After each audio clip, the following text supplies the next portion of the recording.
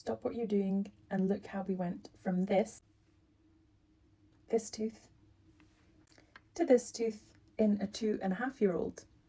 I'm Dr. Libby, I'm a specialist paediatric dentist and I treat very young children. Now sometimes young children can present with enamel defects, which means that their teeth break down very easily, and the simple information that we're given to brush twice a day is not enough for these children. Add into it that these children who have enamel defects are very, very resistant to brushing because it does not feel comfortable for them, and it's a recipe for disaster. So unfortunately, these teeth appear in their mouth and very quickly start to crumble, much to the despair of the parents because they can't find the help that they need. Now, this young girl that I treated, you're going to see today, is awesome. At the time of the treatment that I'm going to show you today, she was 2.5. Before that, we had done a little bit of work and we had painted on something called SDF, which I'm going to explain about now. So SDF is silver diamond fluoride. It's painted onto the tooth on the parts that have cavities, and what happens is it darkens up and it hardens up and it buys us some time. So what happened was, you can see that there's a line of healthier enamel around the top of that black discoloration, and that's because her tooth has continued to grow through. She has continued to grow as well, and she got really used to coming to the dentist, and that meant that we were able to do some more treatments for her as she grew older. The tooth that we're focusing on though is this tooth, because this was the most broken down and difficult to keep clean and a bit sensitive for her as well. So we tried to cover that up. But remember, she was only 2.5 when we did this treatment. But I want you to watch how well she coped with her treatment. So this is the lovely Josie, and at the time of the video she was 2.5 years old. Well done, clever girl. I'm going to put a tooth look here. Excellent. Wow. It's going to be so shiny. This is the etchant which cleans the tooth. I like to call it the shampoo. You can also hear me singing in the background. If you want, you can just block that out, guys. All my life I've been told. Instead of washing it away with lots of water and annoying her, what I do is I wipe it away with a wet cotton wool roll.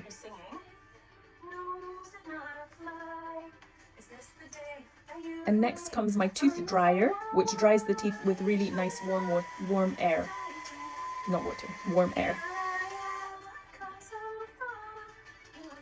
This is like the conditioner for the tooth. It's the bonding agent. So we painted that on, and then we need to light cure it with the special UV light. There's a shield there to protect my eyes because it's not good for me to look at it all day long. And here we go with a flowable resin to cover up the defect and make the tooth nice and smooth, so it's easier to keep clean, but also to block out that darkness from the SDF staining. So although we stained the tooth originally, we just wanted to buy some time so that later on we could cover it up like we're doing now.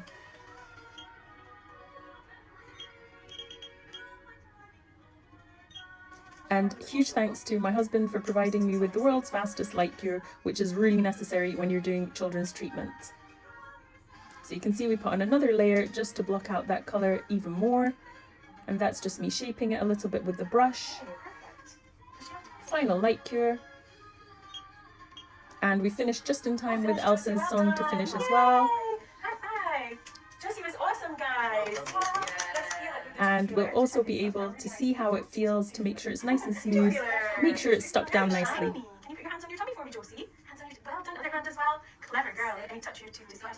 Wow. Can you see how much easier that will be to keep clean? It's nice and smooth and shiny.